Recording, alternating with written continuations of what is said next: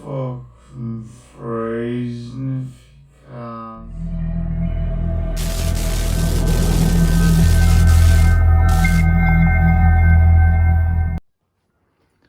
Right, we're here with the 370Z complete, here in Mexico to test it out. No, I'm only joking. Welcome to the channel. I did video a different intro, but decided to go in slow motion, as you'll probably see at the beginning. And I was sliding about in the snow as well, so it's a bit of a shame that didn't work. But yeah, we're going to show you today how to fit the intercooler, and that's all we're going to show because we don't have enough space or time to do anything else. But we'll show you the first parts of the intercooler fitting, and then in the next video we'll show the clutch and shit like that. Right, so we got the Nissan inside. I've already done the fucking intro, so in the car. Right, we've got the Nissan inside. As you can see, it's fucking snowing quite bad, but it's not snowing in the garage today. Sometimes the snow comes through the little gaps in the fucking roof. But yeah, we've got in. What we're going to do is on this video, we're just going to get the bumper off, figure out how the intercooler fits, and sort of leave it at that, just because we've got cars in the workshop and I need to get these back out. So don't want to block the way to get the cars back out. So yeah, unfortunately only going to be a little video. Right, so the first part getting the bumper off is, I don't know if you can see under here, when it eventually focuses, there's a 10mm bolt, or it might be 12mm, I'm not sure yet. I think it's 10mm, and you got to undo that at either side. Now I'm going to be careful because I've put my carbon wings on and I've had this bumper off multiple times, so it should just fall off, but you never know. Right, so you should probably jack it up, but can't be bothered. Get your 10mm in, just ratchet it off. Right, now next thing you need to do is pop the bonnet, and we're going to have to get all these clips off.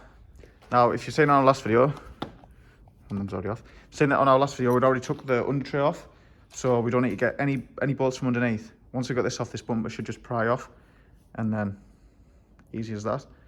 So we'll get these off, use whatever tool you want. We just use a flathead, just push them in.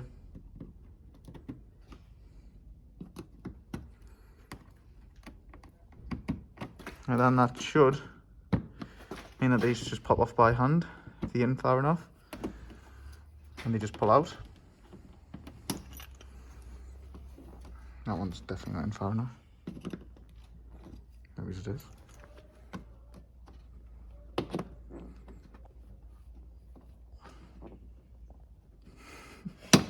Losing to a cliff. Should all just, like I say, pop out by hand.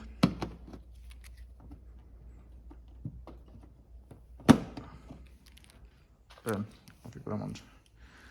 That's them out, and that's basically everything you need to remove. Now, if you're on a stock car, you'll have loads of bolts underneath. Now, like I say, I've already took all them out because we took the under tray off.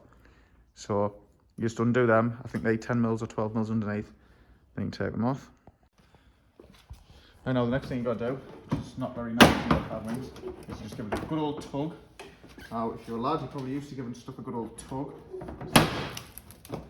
Oh, that's that side off. And same again on this side. And that's pretty much the bumper off. Now, but what you've got to remember though, behind the bumper, you've got, I'm going to shine down here and show them. You've got your window washers and a few little connectors to them at either side. Now to get these off, mine's luckily already empty. It's just a little clip down here. Just push that in and this should pull off.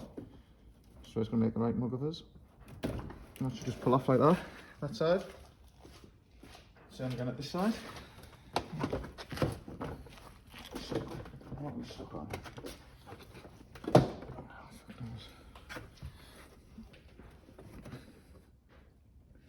So same again on this side. Pole pops off, and that's that off. Then you've got two connectors either side. Underneath that is this one. Right, so bumper off. Basically, you've got to undo this airbag clip, which you just pull this back. Now these ones are fuckers. I've actually snapped the clip, getting them off because it's freezing and it's frozen. So, but basically they pull back and then they pull out. And there's one there and one on that side, which connect to the back of the bumpers. Take them out. And then just, you've got your washer fluid sort of like thing, just sort of pushed out the way. Ours is frozen solid, which is quite good. But yeah, now the plan is to put the intercooler there, cut these intakes here and here, and put the intercooler straight onto these intakes.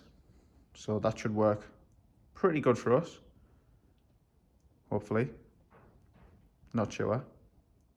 Right, so the first thing we're going to do is remove the crash bar. Now, just we're going to take these 4 bolts out, and that should take the crash bar straight off for us, to give us a bit of space to work with.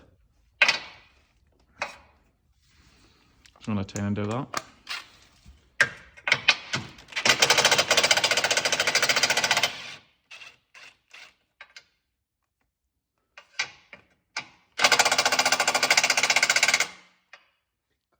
Good. What size can I say? 12. 13. 12. Right, this should be 4 these. 4 12 mils. We're just changing gun out, so we've got a bigger gun because they're quite tight.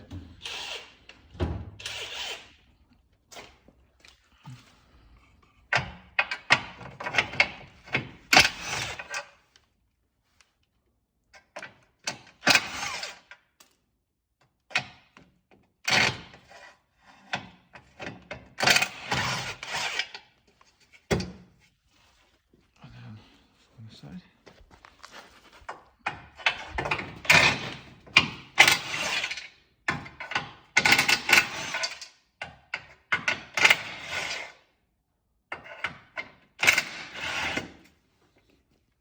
Boom, push bar should come straight off. Now I'm attached with a clip at this side.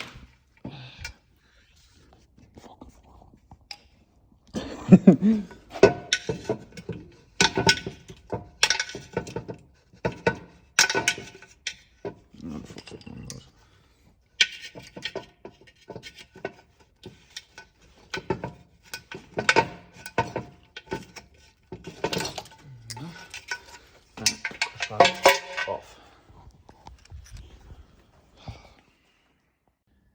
Now, the intercooler is quite large. We're going to take the 2 intakes off. Basically just undo them from there.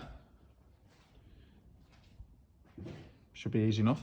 Obviously to pull that out, not the hardest thing in the world. So, undo the Jubilee clips. What size is it? 7. Oh, this one's at 8 this side then. Definitely. Look, that one's bigger than the other one.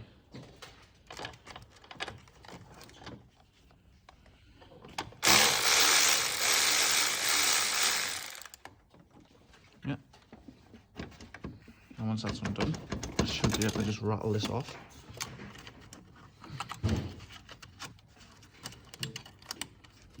Pull it.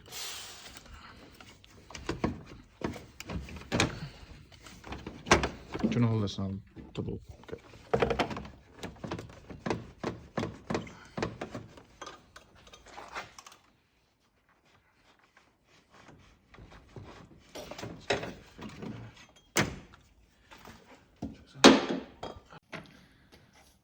Now basically, if you haven't fit these before, to get the pipe through there, you've got to cut it out a bit. Now it's a 2.5 inch pipe at this side. So basically just use the end of a drill bit or whatever you can get in there, Dremel, and just take that chunk out just so the pipe will fit through. And then hopefully you should have a fully working bit of pipe, I don't know, something that fits through to get to that. Right, so the first sort of thing we came into problem with is this is in the way. So what we've done is took the brackets off the back, we're going to bend them straight and then just sit it back. It only needs to go back by a tiny bit. So instead of having it mounted to the front, we'll just drill it down. And like I say, it should hold it completely fine. So that's our next thing that we're going to do. Right, so basically what we've done is these brackets at the back that were down, we've bent them up and we're going to just pin this back like this. Now it doesn't look like much, but it moves it from being there to back, so it just means that the intercooler isn't touching anything, so it's not absolutely destroying the aircon radiator, because we really do want to keep our aircon and everything like that. Or I think it's aircon. Looks like something to do with the aircon. I'm pretty sure it is aircon, like. But yeah, and that'll just keep that back and out the way sort of thing. So where the intercooler sits, it doesn't just brain off that 24/7. So I mean, it's probably not needed, but we just thought it just sort of helps not damage anything, be the right word. Yeah, it just means that this doesn't get knocked 24/7. So all you have to do is bend them back brackets straight, because they are originally pointing down over. Put them back, drill 2 holes, and then that sits back further than what I can hope for. Sit at a slight angle.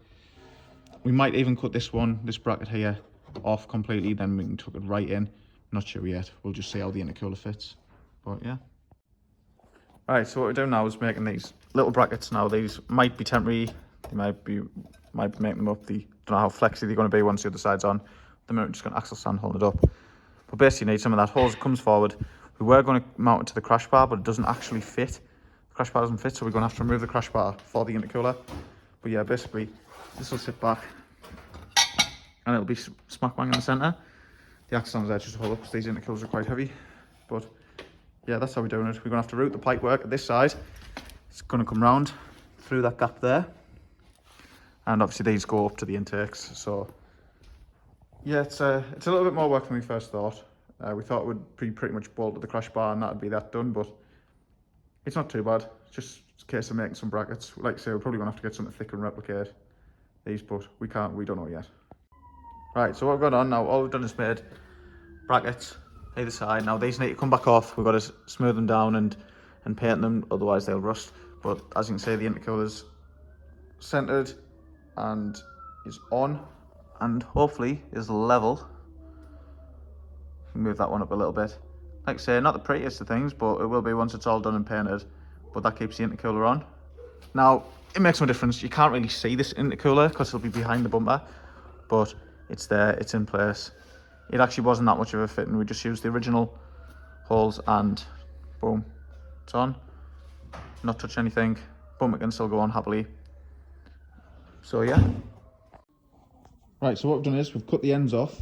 Well, I cut the end off the Stilton pipe. Now people are going to cry and say, oh, that's £700 down the drain. I don't care. And this fits perfect up here. And eventually get it in, because it's a bit of a ball ache. Oh shit, I'll just put the right end through first.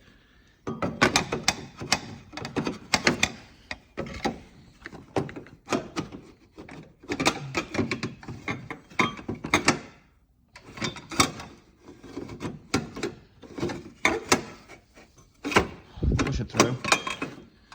Now, I'm trying to do this one-handed, so it's not the easiest thing in the world. Get in, we're going to be swaging these ends as well. This is just us test fitting. Now all that means then is we have to put 90° on there, and that should be the intercooler pipe work sorted at either side. So then basically it should be like that. Then we can bolt them brackets back up. We'll do the same to the other side, and that should be the top part of the intercooler pipe complete. Now we're probably going to have to take this off and do something with these, because I don't know what that'll be like for sealing and stuff like that. So we might have to put some sealant on there, but we were trying to keep it basically as much as we can without having to create too much. Hopefully it will work. Right, so like I said, we're going to cut these off. I just need to put on my safety goggles. And no, I'm joking. And then it'll be good to go, and we'll cut it out. Yeah.